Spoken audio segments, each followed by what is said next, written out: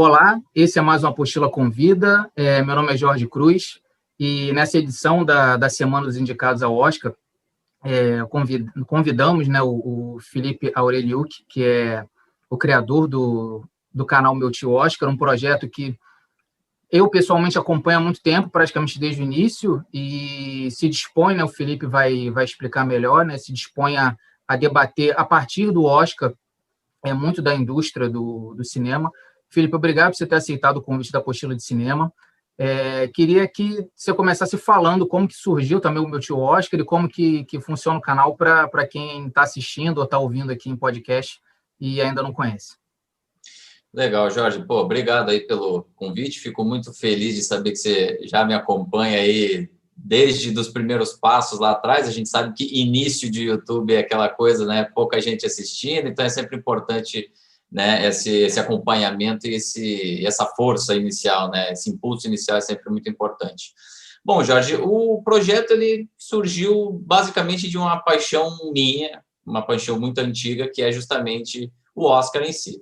E que lá atrás, né, quando eu comecei a assistir, eu era uma criança ainda, né? Então era mais um encantamento mesmo, assim, até meio inocente, daquela coisa maravilhosa, daqueles astros e estrelas, daquela coisa grandiosa, que na época eu acho que o glamour até imperava mais do que hoje em dia. Então, assim, era uma coisa muito fantástica você ver todos aqueles nomes super importantes que a gente via só alugando fita na locadora, você via todos eles reunidos numa única noite e as pessoas, né, falando sobre os filmes. Então, aquilo era uma coisa absolutamente impressionante.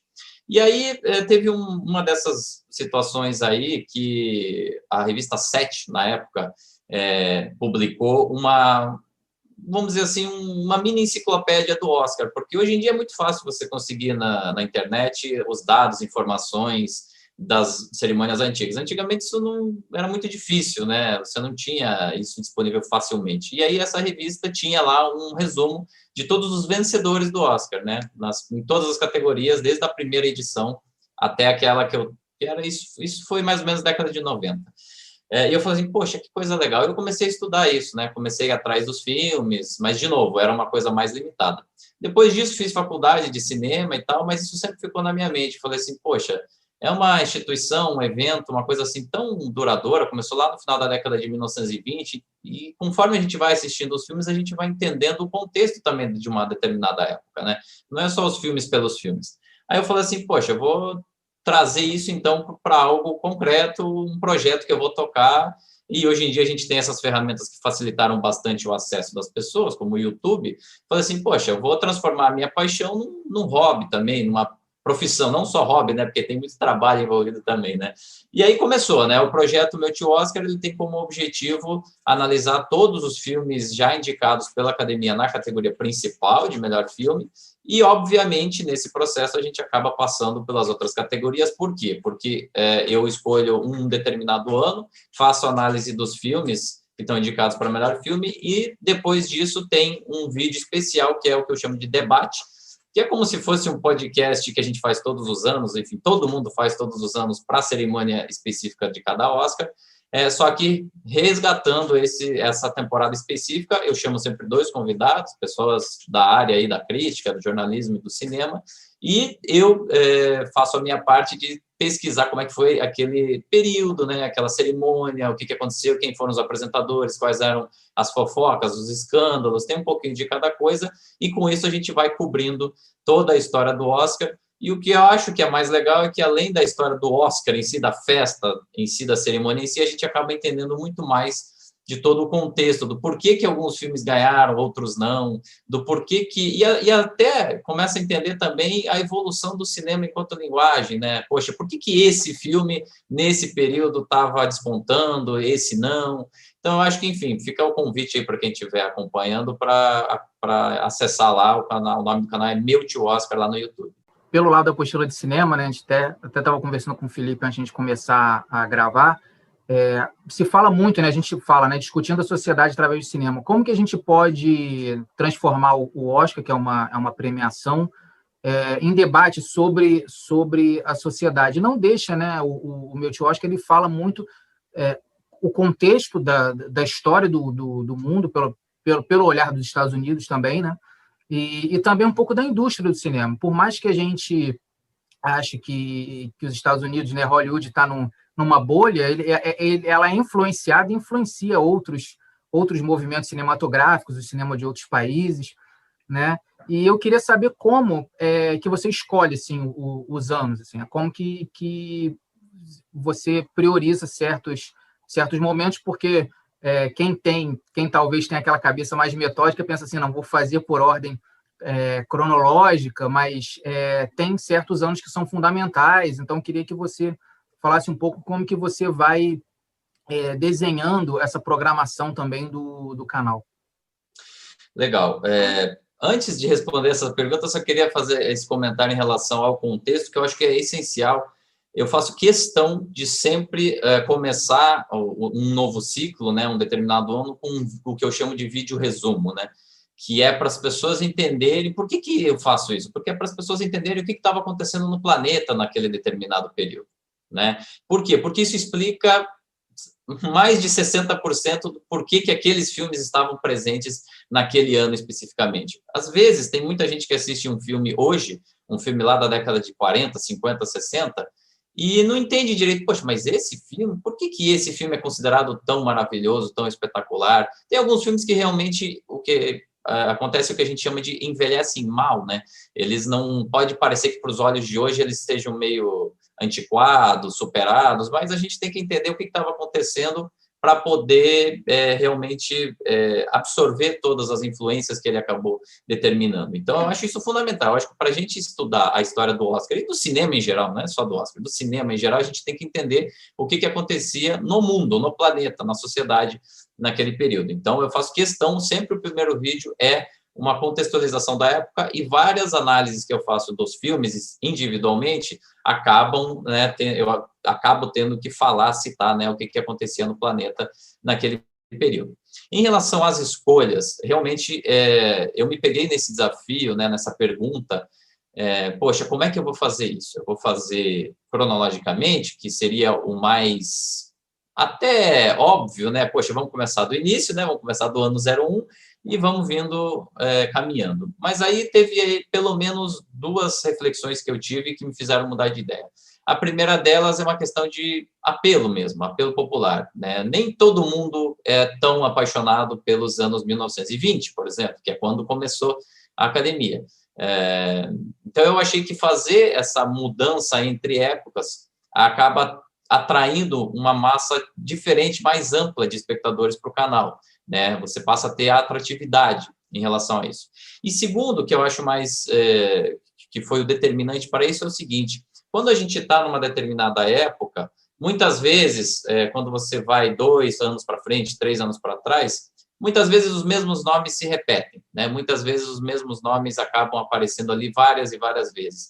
E eu achei que se eu colocasse décadas diferentes, né, a cada uma das análises, eu poderia variar mais em termos de temática mesmo, tornar o canal mais rico. Agora, não se preocupem, né, quem está pensando aí, eu não escolho ou esse, porque um deles vai ficar de fora.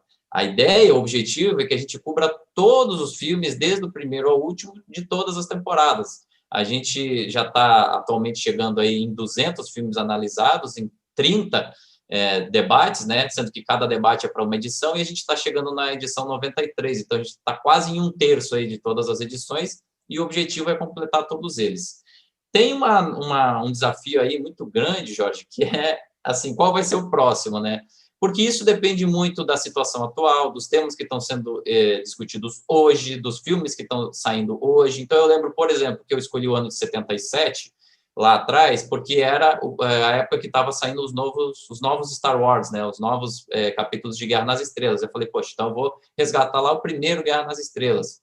O primeiro que eu escolhi, que foi em 1967, aí foi uma questão pessoal, é um período que eu gosto muito, e aquele ano eu acho um dos mais espetaculares da história. E também, Jorge, tem uma questão de estratégia, né? Vez por outra eu escolho um ano que não é tão marcante para colocar no meio de outros mais considerados fortes, para poder ter esse equilíbrio, né? Para o canal ficar sempre atrativo aí para quem está assistindo. Apesar de que eu gosto de todos os anos, Claro, alguns têm uma safra melhor, outros uma safra nem tão boa, mas, no geral, você tem coisa para absorver de todas as edições. Eu esqueci até de mencionar isso, né? Mas você falou da revista 7. Eu vou tentar colocar na edição, fazer um vídeo bônus. Eu acho que eu tenho essa revista, se eu não me engano, é de 98, acho que quando o Oscar fez 70 anos. E também eu usei de base, porque, assim, sem internet, né, a gente estava descobrindo, muitos atores, diretores, a gente estava descobrindo ali, né? Tinha aquelas curiosidades, o fato de saber que o Hitchcock nunca tinha vencido um Oscar e tal. Então, eu acho que eu ainda tenho aqui, vou ver se até o tempo da edição ficar pronta e tal, eu acho e faço um vídeo mostrando como é que é a revista. Mas eu queria perguntar se tem alguma discussão de algum ano que te marcou mais, assim, talvez rendeu mais do que esperado, ou então gerou alguma polêmica, né? Eu até separei aqui, teve uma hora que eu estava até pegando o celular para confirmar, que o ano de 59, eu fiquei imaginando como seria o Twitter hoje, né? Com o Confidências à Meia-Noite, sempre uso esse exemplo, ganhando o Oscar de roteiro, numa categoria que tinha o Intriga Internacional do Hitchcock, o Morango Silvestre do Bergman e os Incompreendidos do Truffaut. Quer dizer, imagina ganhar o roteiro uma comédia romântica que é boa com a Doris Day e o Rock Hudson. Mas eu queria que você falasse assim, se tem algum ano, algum vídeo que te marcou mais, justamente ou pela riqueza com que vocês conseguiram transportar o debate, ou então por uma coisa em especial que aconteceu?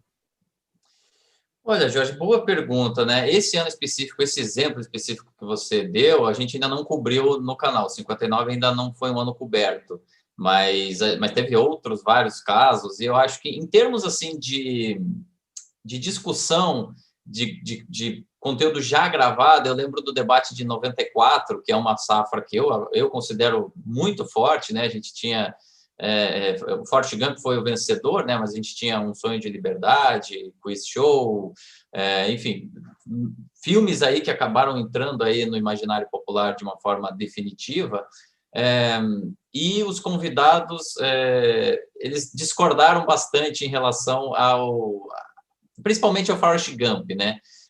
O posicionamento político, principalmente de ambos os convidados, era muito disparo um do outro, e isso acabou gerando visões bem diferentes do que era esse filme, do que o personagem do Tom Hanks representava. Então, eu acho que foi uma discussão assim mais acalorada, obviamente dentro do respeito, não teve nenhum tipo de agressão, né, nisso tudo, mas eu acho que é uma das discussões mais onde eu tive um contraponto muito claro de opiniões, né? Eu acho que foi o mais evidente nesse sentido, além de ser um ano que as pessoas lembram mais dos filmes indicados, né?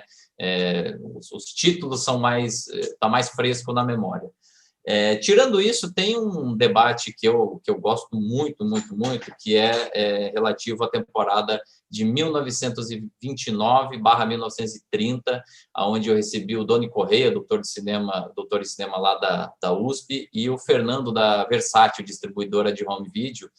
E aí, assim, eu fui um mero condutor dos trabalhos, porque o conhecimento desses dois é absolutamente incrível, né? De filmes assim tão distantes, num contexto tão específico, e eles absolutamente deram um banho, um show de conhecimento. Então, são dois debates que me marcaram bastante entre os 30 que eu já fiz. Agora, eu gosto, é difícil falar isso para não parecer também que, mas esse debate é fraco, ou aquele outro não. São tantas pessoas que me ajudam, porque no final das contas a gente convida e eles ajudam a construir a história do canal, né? Então, todos os convidados que já passaram pelo canal são importantíssimos para a construção dele, né? Para o repertório, para a biblioteca mesmo de títulos, né? Então, esses dois vídeos eu tenho um carinho especial, mas não necessariamente porque eu goste desses anos específicos do Oscar ou porque eu acho que são mais ou menos fortes, é porque realmente dentro da média eles acabam se destacando por um ou por outro elemento. Pegando o gancho do Forrest Gump, que é um filme que é muito sobre os Estados Unidos, né? Eu queria perguntar para você, assim, a gente percebe, né? A gente vê o reflexo da sociedade americana nos filmes, a gente tem aquelas safras da época da Segunda Guerra, né? Que tinham filmes ou propagandistas ou até que incentivavam as tropas, né? Chegando até com os veteranos, os melhores anos de nossas vidas, que é um filme que trata muito desse trauma. A gente teve as ondas ali influenciada pela luta dos direitos civis, a gente teve do Vietnã, e agora, nos últimos anos, a gente vê o Oscar duas buscas ali em paralelo, né? Representatividade dos membros da academia e uma ideia de internacionalização, né? O Parasita ganhou ano passado, o Minari está vindo forte esse ano, eu não sei se vai ser o suficiente para ele vencer. Olhando assim para o passado, né? Você que faz essa pesquisa ampla por todos os períodos da academia, como que você vê esse momento hoje? Assim, ele é único ou ele já aconteceu ali durante a história? Ele está sofrendo uma influência específica? Você acha que veio para ficar? O Oscar vai se adaptar? Ele tem que se adaptar ao streaming também, mas ele também vai se adaptar a essa globalização das obras? Ou você acha que é aquela velha tática também de Hollywood de dar um passo para trás para dar 2, 3 para frente, para retomar o controle, como já fez em outros momentos, em outros movimentos cinematográficos também? Jorge, muito boa pergunta. Eu acho que isso aí merece até uma reflexão um pouco mais ampla nossa aqui. Pelo seguinte, né? Basicamente, Hollywood é o quê? É uma grande aventura. O cinema era uma grande novidade no início do século XX. Aquela expansão territorial rumo ao oeste levou um monte de gente para lá e, basicamente, imigrantes do mundo inteiro, né? Então, você tem ali, entre os principais nomes que estão ali comandando a própria indústria cinematográfica dos Estados Unidos nesse período, estrangeiros, né? O Louis B. Mayer nasceu na Rússia, por exemplo, né? Que foi o grande chefão da MGM, que é o estúdio mais poderoso dessa época. O William Fox era húngaro. Você tem diretores aí que são lembrados pelos filmes produzidos em Hollywood, mas que ninguém sabe que eram europeus, como, sei lá, o Frank Capra. O Frank Capra, ele é a cara do cinema americano, mas ele é italiano de nascimento. E assim por diante. A Vivian Leigh era indiana.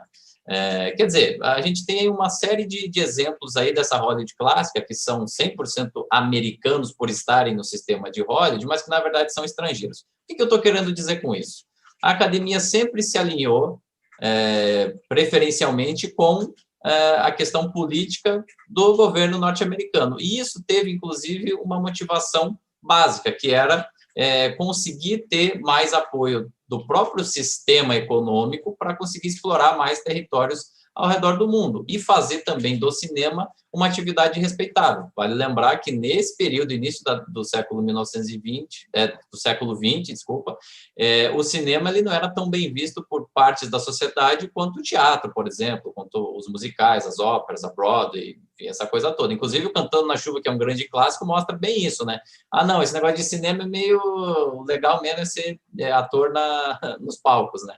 Então, assim, existia esse alinhamento, sempre houve esse alinhamento. Agora, não quer dizer que a academia também, sei lá, só indicava trabalhos que fossem necessariamente voltados ideologicamente para aquela visão, até porque a gente tem que lembrar que o que é a academia? A academia é a reunião de muita gente diferente, com opiniões diferentes, todos eles vivendo sob um mesmo país. Então, você tem aí decisões ao longo dos tempos que mostram isso. Por exemplo, Os Amores de Henrique VIII, o primeiro filme estrangeiro indicado ao Oscar de melhor filme, logo na sexta cerimônia, 1932/33, o filme inglês. Depois, A Grande Ilusão, do Jean Renoir, também indicado ao Oscar de melhor filme, esse já falado em língua estrangeira, 1937, e em 1948, Hamlet, vencedor do Oscar de melhor filme, também uma produção que não teve um único centavo americano, num ano, por exemplo, que a gente tinha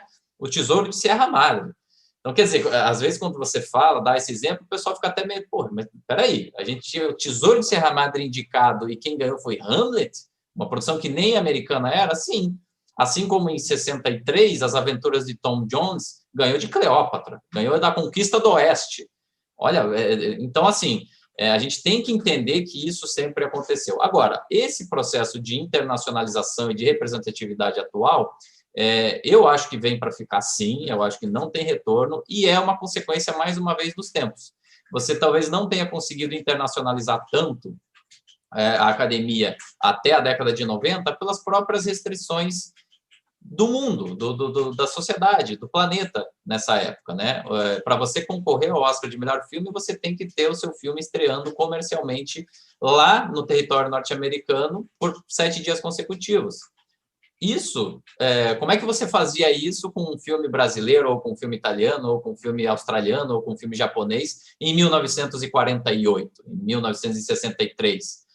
Os filmes ingleses, por isso, sempre tiveram mais facilidade, porque não tinha barreira da língua. E a gente sabe que os americanos não gostam de ler legenda, né? Agora, a partir do momento que você tem uma internacionalização do cinema, uma globalização, onde as pessoas começam a frequentar mais os festivais de cinema, você começa a ter tudo isso mais fluido. E aí você começa a ter fenômenos como Parasita vencendo o Oscar.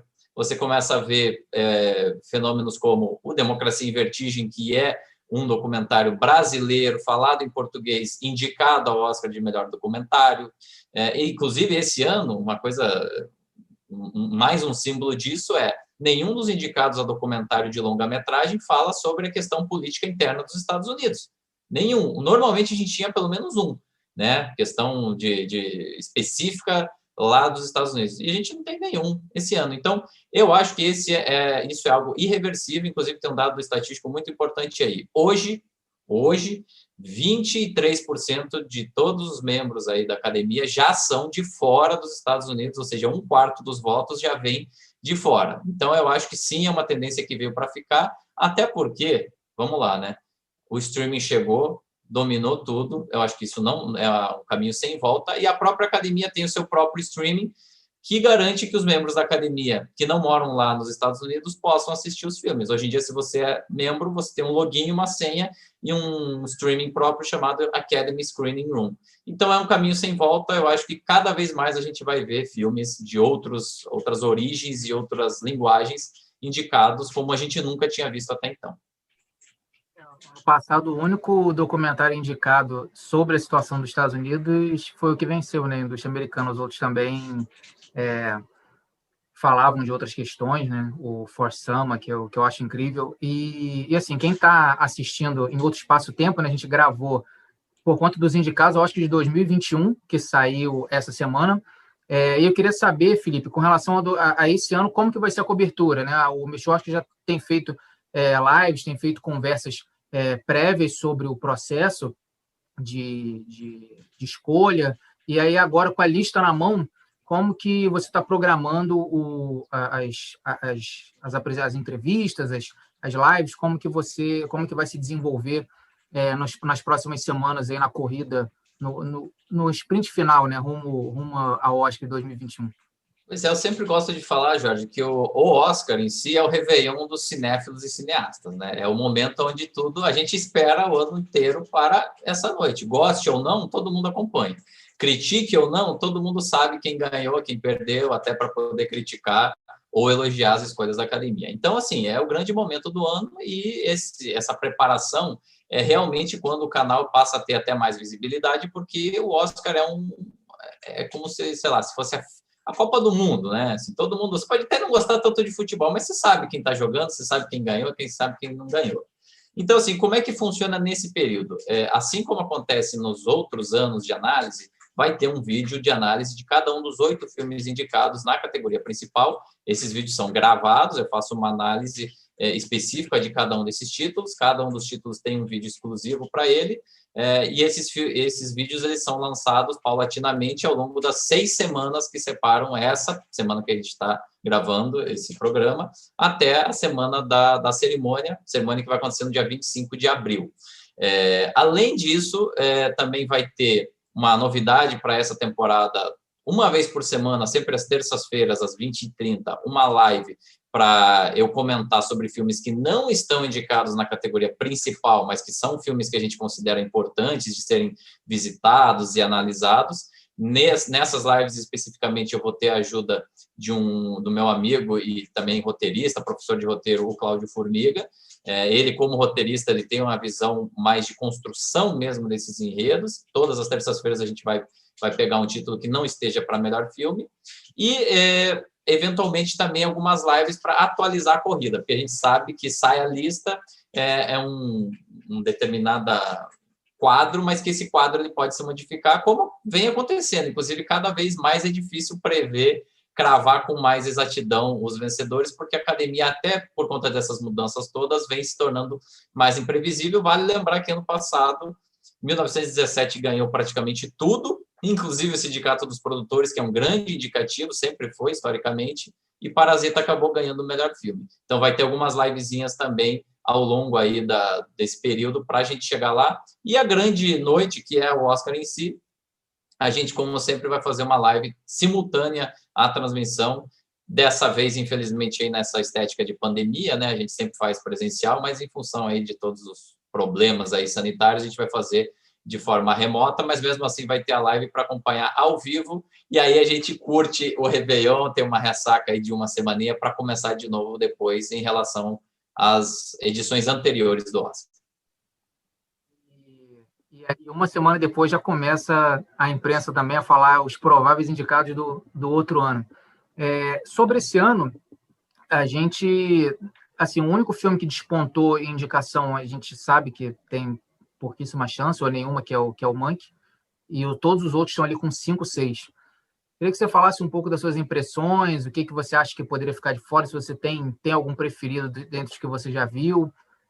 Aproveitem também, né, quem está assistindo, que boa parte dessa vez está disponível nos serviços de streaming, então é um Oscar que vai ter muito, muito debate sobre os filmes, que é o que a gente sente falta, né? Fala-se muito sobre a corrida da indústria, o lobby, e se fala pouco sobre o filme, assim, as pessoas, né? Então, boa parte já está disponível. Eu queria que você falasse um pouco o que você acha que poderia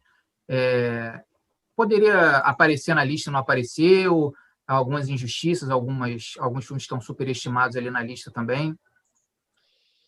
Então, Jorge, isso é interessante, né? Porque aí agora a gente começa a entrar no campo das paixões, né? Sempre. E aí, eu acho que uma das coisas mais legais aí do cinema é isso, né? Suscita essas discussões. Olha, eu, como sempre, assim, tem alguns títulos que a gente tinha certeza que estariam indicados, tem outros que a gente achava que estariam e não entraram, e tem alguns filmes que são belas surpresas.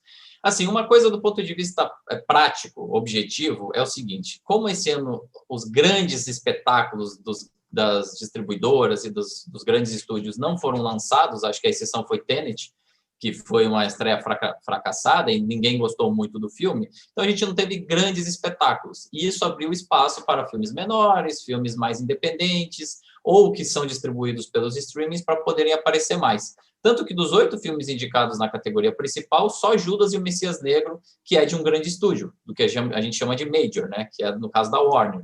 Todos os outros ou são de plataformas de streaming, isso não quer dizer necessariamente que sejam filmes pequenos. Mank não é um filme pequeno, ele teve um orçamento grande, mas ele é produzido por um player que é diferente, né? Esse player que é o streaming, ele não distribui em salas de cinema, né? Os outros são todos filmes, inclusive a gente tem filmes ali que vieram de Sundance, que é o oposto, né? O Sundance, na verdade, nasceu como a casa dos filmes independentes para revelar novos artistas, novos talentos. Então, o Minari, por exemplo, é um filme que venceu o Festival de Sundance em 2020. Também veio de lá o Bela Vingança, por exemplo, Promising Young Woman, né? Que é um trabalho bem bacana aí.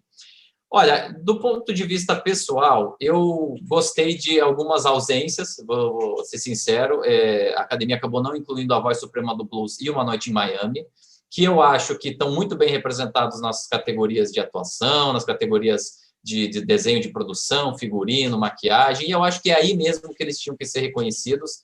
Eu acho eles teatralizados demais, até porque ambos são filmes que vêm aí de peças de teatro, e eu acho que, enquanto valor geral de produção, eu também não colocaria eles aí como indicados na categoria de melhor filme. Então, eu gostei, por exemplo, do Som do Silêncio.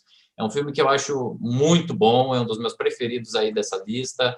Fiquei muito feliz dele ter entrado, não tinha certeza que isso poderia acontecer, então fiquei muito feliz. Gosto muito do Bela Vingança também, que é um filme que ele flerta mais com o público mais amplo, pega ali algumas questões de gênero e consegue empacotar numa questão que é muito presente hoje em dia, uma discussão social importantíssima de questões de gênero, que sempre tem que ser falados, e conseguiu ser falado de uma forma divertida, né? Se é que a gente pode tirar alguma diversão de questões trágicas como essa.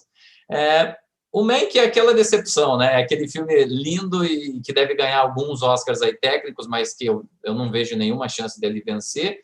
Entre os que estão aí, eu acredito que o prêmio, lógico, pensando o que a gente está falando um dia depois da lista ter sido anunciada, eu acho que fica entre Nomadland mesmo e Bela Vingança, com o Minari correndo por fora. Mas nessa ordem, tá? Eu não vejo nenhum outro desses filmes com capacidade, com potencialidade, levando em conta todo o histórico da academia, os prêmios que vem ganhando. Mas ainda tem prêmios para serem anunciados. O Sindicato dos Produtores é um deles. Em relação a ausências, sempre existem, sempre tem filme que poderia ter entrado. Pessoalmente, eu gosto muito, muito, muito de Destacamento Blood. Inclusive, eu acho um dos melhores filmes aí, entre vários dos últimos que o Spike Lee fez. Eu gosto mais do que Infiltrado na Clã, por exemplo, que foi indicado. E não está aí, eu achava que poderia entrar, mas ele estreou muito antes, né? Estreou em junho ainda de 2020, isso acabou prejudicando. E gosto muito de Fragmentos de uma Mulher, que está disponível na Netflix. Eu acho que é um filme assim, mais visceral, acho que todo mundo deveria assistir. E tem um filme que também estava lançando no ano passado, que é o Nunca, Às vezes, Raramente, Sempre. Eu não sei se está certo a ordem aí das palavras que eu falei, Raramente, mas é um filme... às vezes, sempre. Isso. Obrigado, Jorge. Exatamente. Berlim também, eu acho... foi bem em Berlim. Foi bem em Berlim, eu acho que ele poderia estar aí nessa lista. Mas, no geral, assim, nenhum desses títulos assim é ofensivo, nenhum deles me desagrada, é questão de preferência. Eu acho que é um Oscar diferente pelo fato da gente ter muito streaming indicado e filmes menores, né? Não tem nenhum filme aí gigantesco. Os maiores filmes aí são justamente os que as plataformas de streaming botaram o seu investimento, né? Que é o Mank e o Sete de Chicago.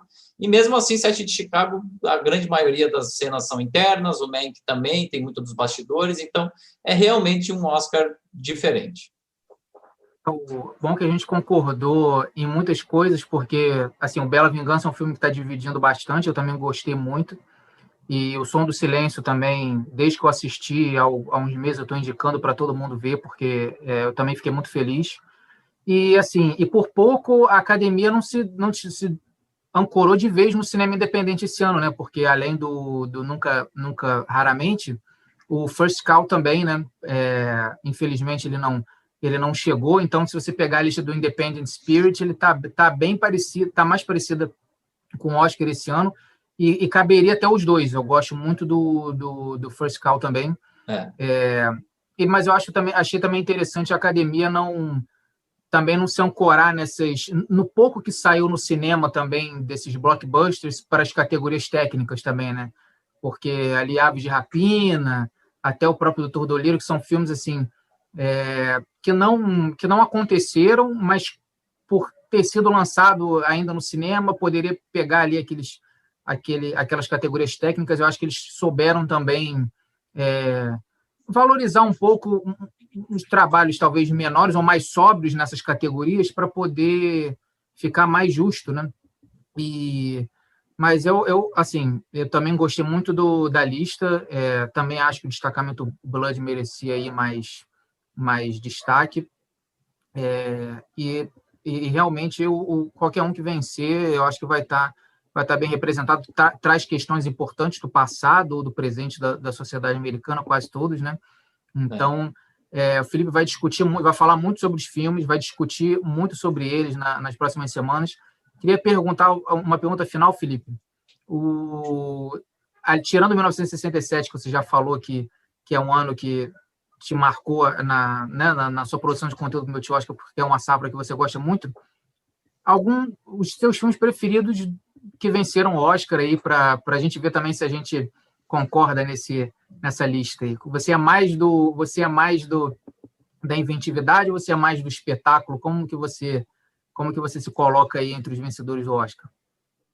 Poxa, Jorge, essa pergunta é cruel, porque é o seguinte, né? Tem o meu lado espectador, que gosta, às vezes, de uma fanfarronice, gosta de um espetáculo, e tem o meu lado produtor de cinema, né? Trabalhador da área e que sabe reconhecer um grande trabalho ou não.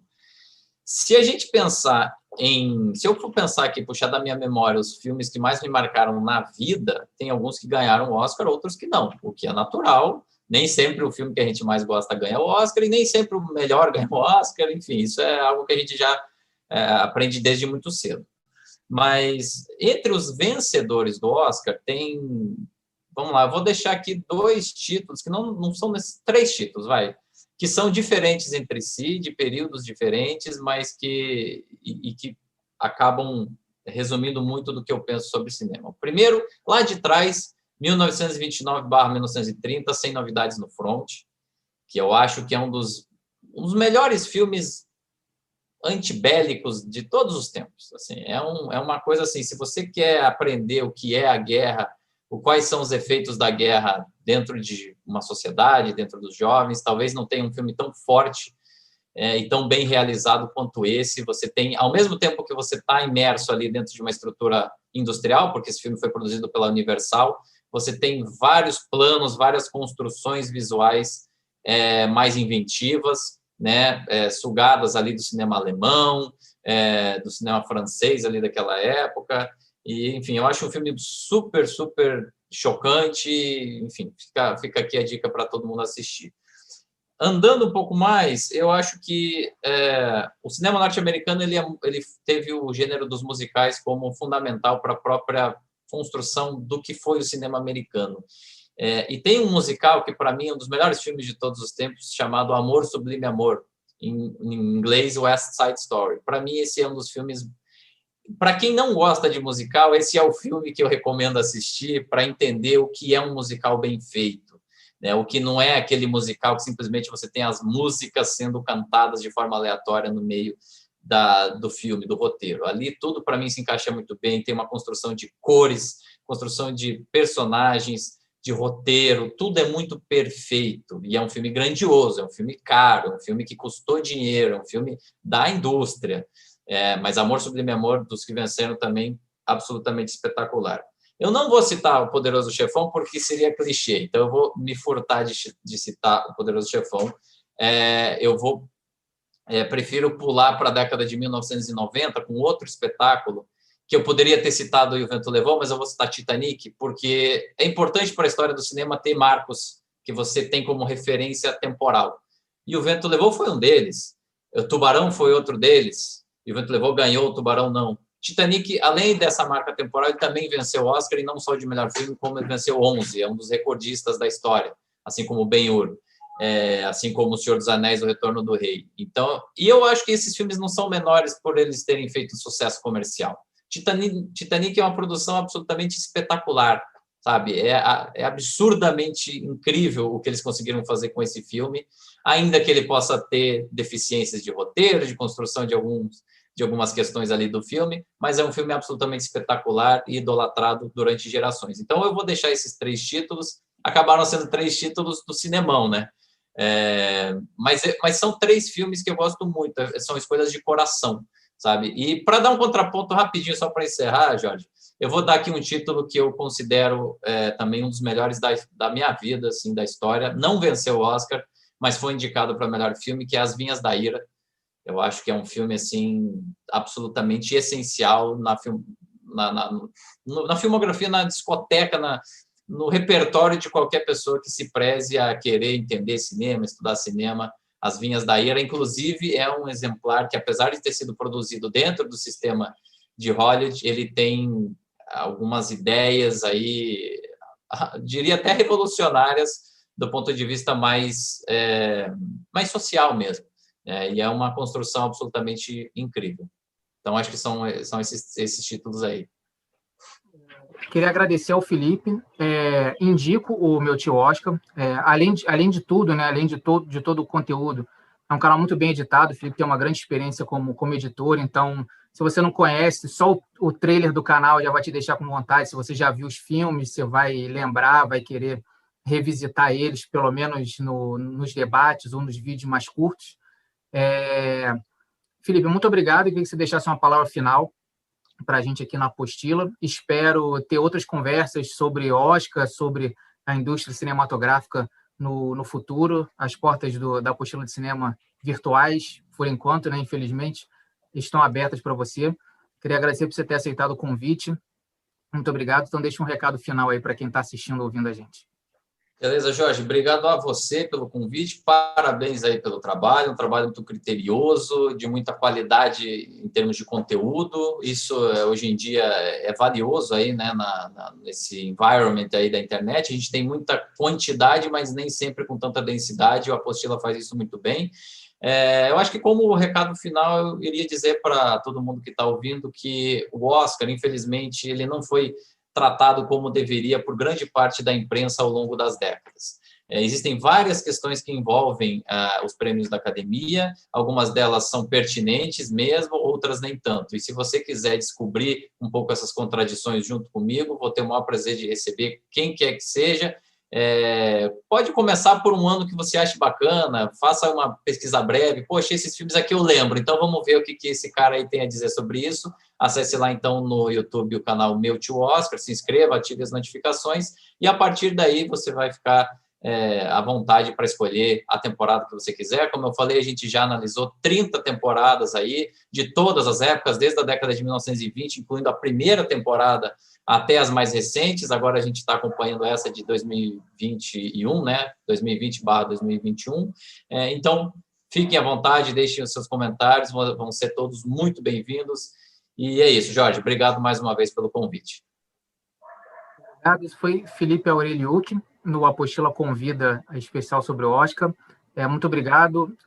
Se inscreva no nosso canal também, ative as notificações. Se você está ouvindo pelo podcast, está nos principais agregadores. Siga o nosso feed. E em apostiladecinema.com.br você manda sua mensagem também. Vamos interagir, vamos conversar sobre os filmes, que é o que a gente gosta. O principal do Oscar é a gente poder assistir os filmes, falar sobre eles, né, ter as nossas preferências, mas trocar uma ideia sobre cinema. O momento é agora. Muito obrigado e até a próxima.